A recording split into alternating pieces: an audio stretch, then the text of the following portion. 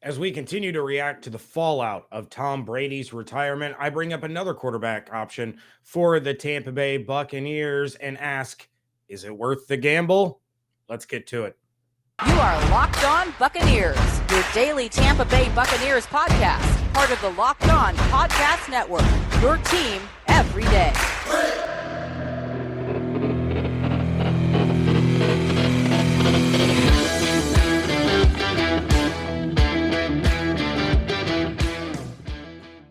What's up, and welcome to the Locked On Bucs podcast, part of the Locked On Podcast Network, your team every day. And we thank you for making Locked On Bucs your first listen or first watch every day. Remember, we are free and available on all platforms, including YouTube. This episode brought to you by Get Upside. Just download the free Get Upside app and use promo code Touchdown to get 25 cents per gallon or more cash back on your first tank. I am James Yarko, flying solo yet again as my co-host David Harrison is still on the ground in Mobile, Alabama, covering the Senior Bowl. Going to have lots to talk about when he returns off of all of his Senior Bowl observations. But you can check out everything that we're doing over at bucksnation.com. Make sure you follow along on Twitter at LockedOnBucs, at JYarko_Bucks, at DHarrison82, and at Bucs_Nation.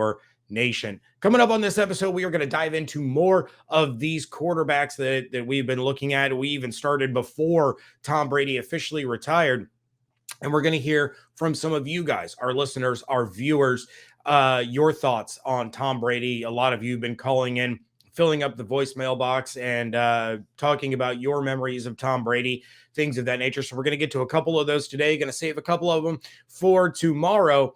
But today I want to talk about probably one of my favorite quarterback options if the Buccaneers were able to pull off something where they could get him. And I know David would have the full support of this move, because this is a quarterback that we've talked about for a couple of years now, going back to the Jameis Winston years, that we think this is a quarterback that could succeed in Tampa. We think this is a quarterback that could especially succeed in a Bruce Arians offense. But it's going to be a gamble. You have to throw some money down. You got to spin that roulette wheel. I'm talking about Vegas Raiders quarterback Derek Carr. And look, how did we get to this point that Derek Carr is, in my opinion, becoming a viable option for the Buccaneers to seek out a trade to try to acquire? Well, Carr has been rumored to be traded for the past few seasons. Now, you could also chalk that up to John Gruden being the head coach. It always seemed like the relationship there wasn't exactly fantastic.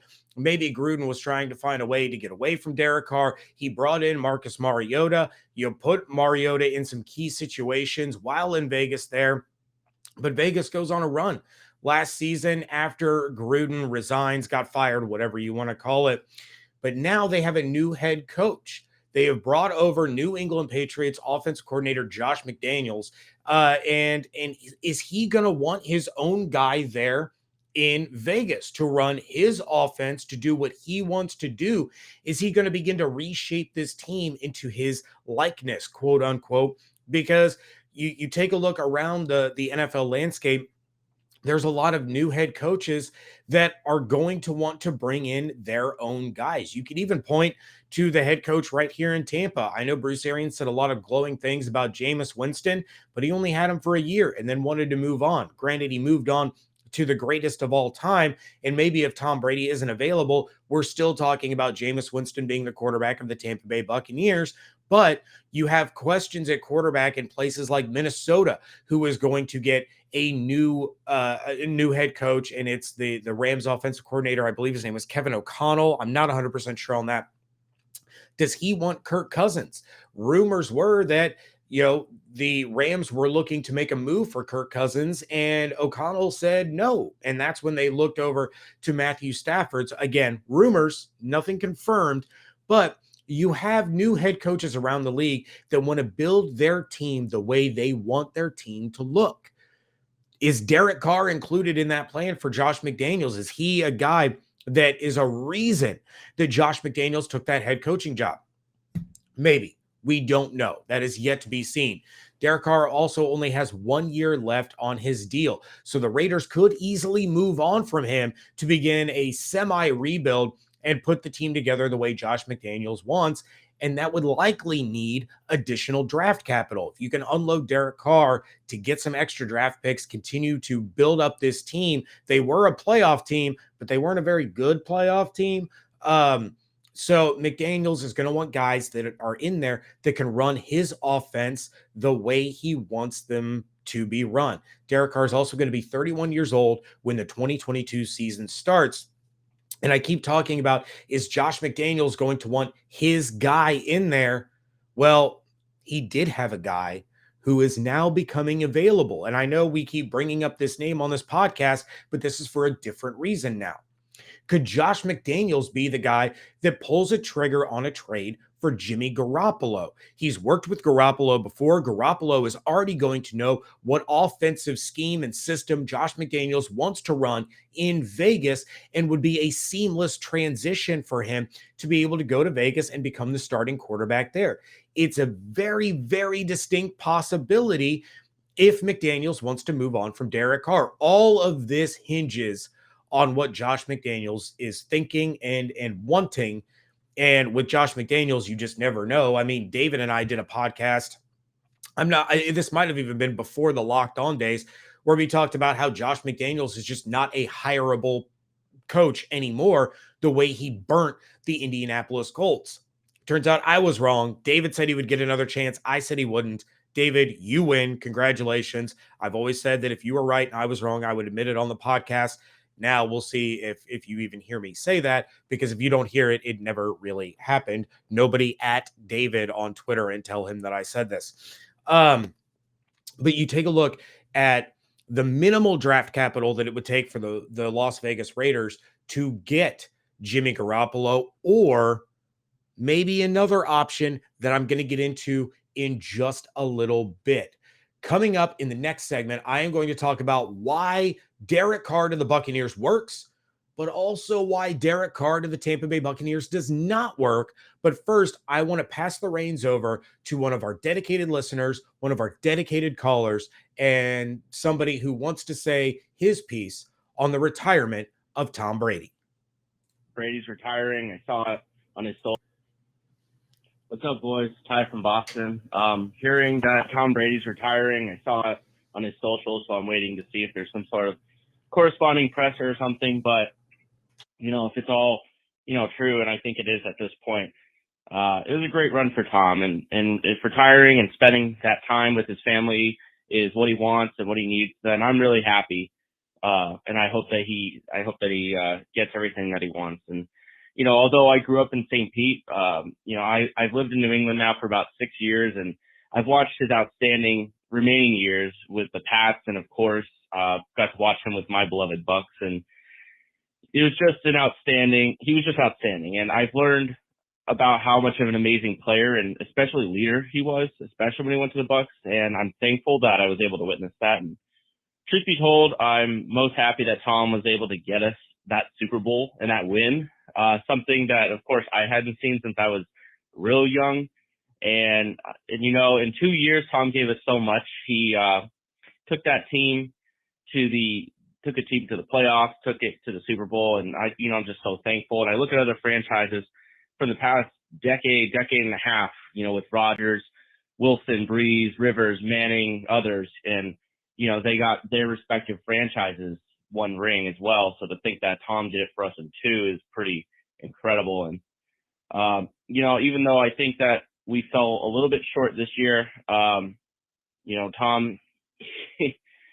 what Tom was able to give us was pretty special. And I know this will probably mean that the team is going to take a bit of a step back next year, and we might lose out on some key players, maybe Gronk and, maybe even Bruce Arians, I'm not sure. But regardless, I'm going to keep rooting for these Bucs like I always have, and I'm very proud of what this team was able to accomplish. And man, I really hope Tom wins that MVP, just as one final nod to this past, to this great year, but really also to these past couple years, and just good to go out on a high note. Congratulations, Tom, and go Bucs. Bucs fans, I have to tell you about an incredible app that everybody who buys gas needs to know about. And of course, I'm talking about Get Upside. Our listeners are earning cash back for every gallon of gas every time they fill up. Just download the free Get Upside app in the App Store or Google Play right now. Use promo code TOUCHDOWN for 25 cents per gallon or more on your first fill up. Don't pay full price at the pump anymore. Get cash back using Get Upside. Just download the app for free. Use promo code TOUCHDOWN for up to 25 cents per gallon on your first tank. Some people who drive a lot are making as much as $200 to $300 a year in cash back. There's absolutely no catch. The cash back gets added right to your account, and you can cash out anytime to your bank account, your PayPal account, or you can redeem it for e-gift cards for places like Amazon and other brands. Just download the free Get Upside app and use promo code TOUCHDOWN to get up to 25 cents per gallon cash back on your first tank. That's promo code TOUCHDOWN.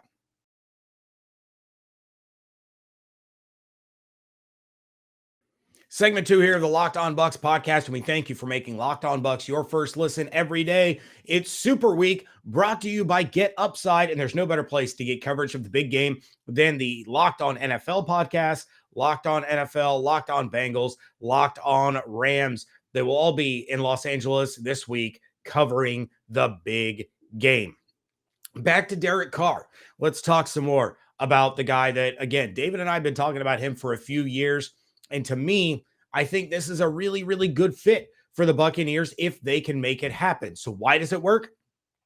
Derek Carr is a career 65% completion percentage quarterback and a career, over 2-to-1 touchdown to interception ratio. I'm not the best at math. I used to be really good at math, but I couldn't calculate the exact ratio. Just know it's a little bit over 2 touchdowns for every 1 interception for Derek Carr. The problem is he has only been part of a team with a winning record twice in his 8 seasons. Now, that's not solely on the shoulders of Derek Carr. He's had some incredible numbers over those years, but they've had defensive problems. They've had weapon problems. They've had offensive line problems. They've had coaching problems because let's all be honest, for all of you out there, back in the day when you were talking about, we need to bring back John Gruden. John Gruden's going to get back into coaching. Bring back Chucky. He was in over his head. The NFL had changed too much from the time he was fired from the Tampa Bay Buccaneers to the time he returned with the Oakland Raiders. It was just too different of a game, and he wasn't willing to adapt. If you can't adapt, you're not going to make it. So you take a look back as recently as 2020. Okay, Derek Carr was the second most accurate quarterback in the NFL in quote unquote passes on target. This is one of those analytic stats and next gen stats. But when he was on target, he was 83.5%, in terms of completion percentage. Second only to Russell Wilson, who was at 83.9. On top of that, no quarterback. We all know how Bruce Arians' offense is, right? You're going to air it out. You're going to take deep shots. You're going to go for the kill shot, all of those things. In 2020, no quarterback in the National Football League had a better quarterback rating than Derek Carr on passes that traveled 20 or more yards in the air. So Derek Carr can hit the deep ball, which we know is a big part of the offense being run in Tampa Bay. And it just didn't translate with the Raiders because of lack of opportunity. Derek Carr didn't get as much of an opportunity to throw those passes as he probably should have because of Gruden's old school mentality and approach to the game and running a West Coast offense scheme. Though that scheme isn't going to allow you as much of an opportunity to go for the deep shots as Bruce Arians' offense will. Gruden was predicated on the run through the air mentality on top of ground and pound, and that just wasn't conducive to the style of quarterback that Derek Carr has the ability to be. So you take a look at the differences in the offense, and Derek Carr would fit really, really well in what Bruce Arians likes to do. Not only that, but Derek Carr has the mentality and the persona and the attitude that Bruce Arians would probably love to work with. Derek Carr knows he's a good quarterback because he is. Derek Carr is a very talented quarterback, and that kind of swagger that he could bring with the ability to have more opportunity and to be the guy a little bit more, have a coach that actually has faith in his ability, you could actually see Derek Carr get even better. I'm a big Derek Carr guy. I think he's a much better quarterback than he has gotten credit for. He's arguably the best quarterback to come out of his draft class, but that's neither here nor there. What we're talking about is why would Derek Carr in Tampa work? Let's take a look at the weapons that he's had to work with the Raiders, both in Oakland and Las Vegas. His top targets, Darren Waller, who's an outstanding tight end, but had a very down year, dealt with a lot of injury. Not going to put that on him. So 2021 wasn't a banner year for Darren Waller, but we know how effective he is as a weapon. You know who his number one target was in 2021? Hunter Renfrow. All respect to Hunter Renfrow, but that would be like the Bucs' number one target being Adam Humphries back in the Dirk Cutter days. Can't have it. Cannot have that. He also had Michael Crabtree, who was a serviceable wide receiver, no doubt about it. He had Amari Cooper for a couple of years. His rookie year, his number one quarterback was James Jones. And we know what kind of a bust that experiment was when James Jones went to the Oakland Raiders as a free agent leaving Green Bay. In Tampa, however, there are some questions surrounding the availability of some weapons. He's not going to have the full arsenal that Tom Brady had, right? He's got Mike Evans. He's got Scotty Miller. He's got Cameron Brate. Will he have Gronk? Maybe, probably not. Will he have Leonard Fournette? Maybe, probably not. Will he have Chris Godwin? Maybe, probably. I do think it is the Buccaneers' number one priority to bring back Chris Godwin, and they are going to find a way to get that deal done. Chris loves it in Tampa. Tampa loves having Chris Godwin on the field. He and Mike are a dynamic duo. So right out of the gate, if Derek Carr comes to town and he's got Mike Evans and Chris Godwin, he already has a better 1-2 punch than he has ever had in his time with the Raiders. You add to that potentially bringing back Leonard Fournette or bringing in some sort of lead running back, whether that's via free agency or the draft, that is going to help. If you bring back Leonard Fournette, he already has a better running back than he had with the Raiders in Josh Jacobs. I love Josh Jacobs, but what Leonard Fournette showed last year shows me that he's a better running back all around, both as a runner, a pass catcher, and a blocker than Josh Jacobs is. You have to look to the tight end position. Gronk is a free agent, might retire. We don't know. OJ Howard is a free agent. He's probably going to leave. So that leaves a big question mark. Unless Gronk comes back, Derek Carr is going to downgrade at the tight end position compared to what he had in Las Vegas or in Oakland. So overall, he would have better wide receivers, potentially a better running back if the Bucs can bring back Leonard Fournette and he downgrades at tight end. That's an overall win. So Derek Carr with the arm and the intelligence to run a Bruce Arians offense with better weapons than he had with the Raiders, this could work really, really well and keep the Buccaneers in the driver's seat to win the NFC South. But why doesn't this work? Why would Derek Carr to Tampa not pan out, and it would lead the Bucs to not being the lead dog, so to speak, for the division? Well, in 5 of 8 seasons, Derek Carr has double-digit interceptions. He does put the ball in danger at times. Not to the level that some other quarterbacks do, but he does do it. I would trust him more in a big situation than I would a Jimmy Garoppolo or a Jameis Winston or a Kirk Cousins, but he does have a propensity to turn the ball over. He also needs that reliable run game, which the Buccaneers may not have. Okay? If they rely on Keyshawn Vaughn to be their lead back and they draft another running back in like the 3rd round, you are not going to have that reliable lead dog guy in your backfield in order to take some of the pressure off of Derek Carr. Also has a propensity to hold on to the ball too long. This leads to sacks. It leads to forced passes that put the ball in danger, leads to fumbles, strip sacks, turnovers. Not ideal.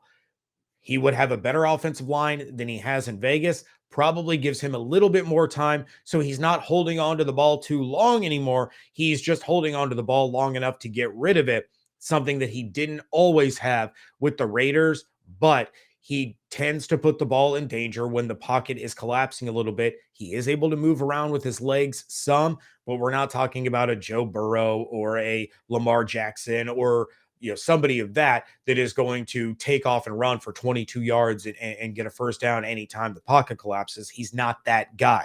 So he has a tendency to put the ball in danger. He has a tendency to hold on to the ball too long. And one other thing, and this isn't entirely his fault, but he hasn't had that big game experience. Had a big win over the Kansas City Chiefs in 2020, but loses in the playoffs to the Cincinnati Bengals, who are now in the Super Bowl. This year, it was the Bengals' first playoff win in 31 years. Those games are going to come hot and heavy in the 2022 season as the Bucs have to take on the Bengals and the Packers and the Rams and the Pittsburgh Steelers. And you have some marquee matchups on the regular season schedule coming up next year. So Derek Carr would be tested early and often. So those are the things that concern me as to why this potentially could not work out. Coming up in just a moment, we are going to get into what is it going to cost to get Derek Carr. But first, we have to tell you about our friends over at Bet Online. Bet Online has you covered this season with more props, odds, and lines than ever before as football continues its march through the playoffs right up to the big game in just barely over a week. BetOnline.net remains the best spot for all your sports scores, podcasts, and news this season. And it's not just football. BetOnline has up-to-the-minute info on pro and college hoops, NHL, boxing, UFC, along with live real-time updates of current games. Don't wait to take advantage of all the new amazing offers available for the 2022 season. BetOnline, where the game starts. Today's episode also brought to you by our friends over at Rock Auto. With the ever-increasing numbers of makes and models, it's now impossible for your local chain auto parts store to stock all the parts that you need. Why endure often pointless or seemingly intimidating questioning and wait while the person behind the counter orders the parts on their computer, choosing the only brands that their warehouse happens to carry? You have computers with access to rockauto.com at home and in your pocket. Rock Auto helps you save time and money. Why would you choose to spend 30, 50, even 100% more for the same parts from a chain or a car dealership? Rock Auto is a family business serving auto parts customers online for 20 years, and their prices are reliably low for every single customer. My car, I need new brake pads. I'm not taking it to a dealership. I'm not taking it to an auto repair shop. I ordered my brake pads on rockauto.com, saved plenty of money. It's going to be delivered right to my door, and I'm just going to do it myself. You can go explore their easy-to-use website today and find the solution to your auto parts needs. Go to rockauto.com right now. See all the parts available for your car or truck, right Locked On in their How Did You Hear About Us box, so they know we sent you. Amazing selection, reliably low prices, all the parts your car will ever need. rockauto.com.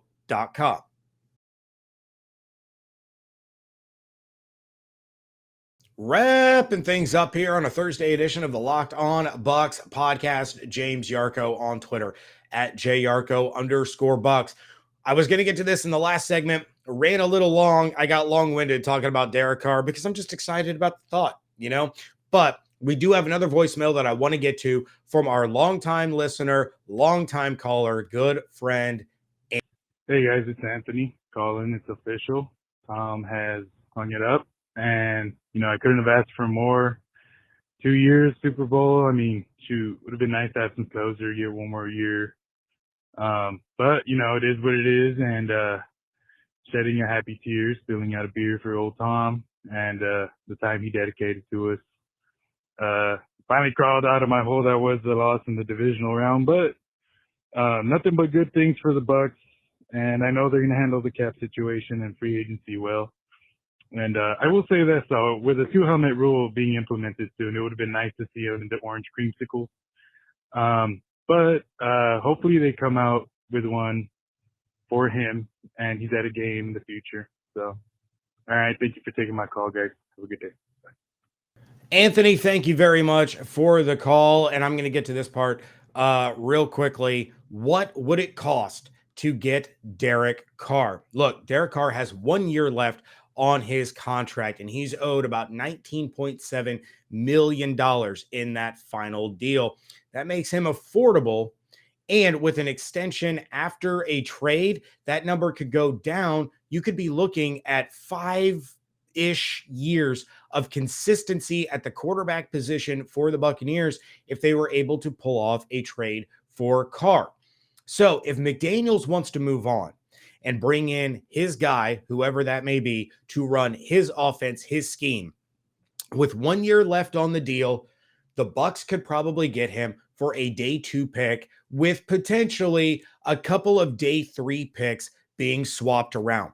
Probably get Derek Carr for a 3rd rounder, I would think. He was a 2nd round pick to begin with. You could probably get him for a 3rd rounder. Maybe you add in a 5th, you get a 6th in return. That kind of scenario would probably get the deal done for somebody like Derek Carr.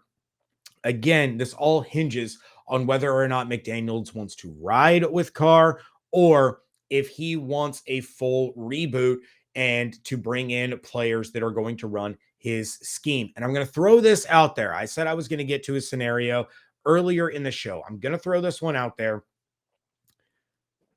Again, I know we keep talking about this one particular player, but this makes a little too much sense to completely discount it.